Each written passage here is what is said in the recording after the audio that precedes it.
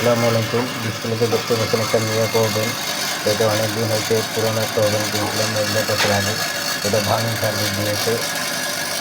তো এটা আজকে হঠাৎ করে আমাকে ফোন দিল আমার লোকজন। তো ফোন দেওয়ার পরে আইসা ওটা অন করলাম। অন করে দেখি খুব শব্দ দিচ্ছে। কভার খুললাম, কভার খুলে আবার রানিং করলাম। রানিং করে কিছুক্ষণ চালানোর পর দেখি ট্রান্সফরমার দিয়ে আপনার এইভাবে ধোঁয়া বেরোচ্ছে কিছুক্ষণ চলার পরে।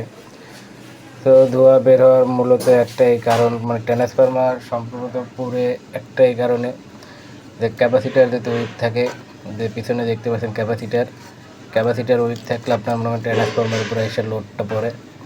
তো ওভারলোড পড়ার কারণে ট্রান্সফরমার পুড়ে যায়। দেখতেই পাচ্ছেন ট্রান্সফরমার তার পুড়ে সব আলাদা হয়ে গেছে। তো ট্রান্সফরমার আমি এটা খুলে নতুন একটা ট্রান্সফরমার লাগাতে হবে। তো নতুন একটা ট্রান্সফরমার লাগিয়ে দিলাম খুলে নিয়ে এসে। তো এটা অন করলাম। অন করার পর দেখতেই পাচ্ছেন ক্যাপাসিটারও চেঞ্জ করে দিয়েছি।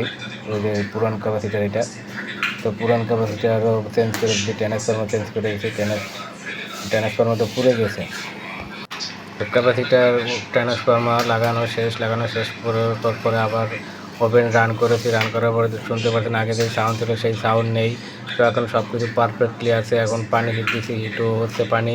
তো আপনাদের যদি কোনো প্রবলেম থাকে অবশ্যই আমার সাথে যোগাযোগ করবেন, আমি আপনার বাসা বাড়ি থেকে ঠিক করে দিব।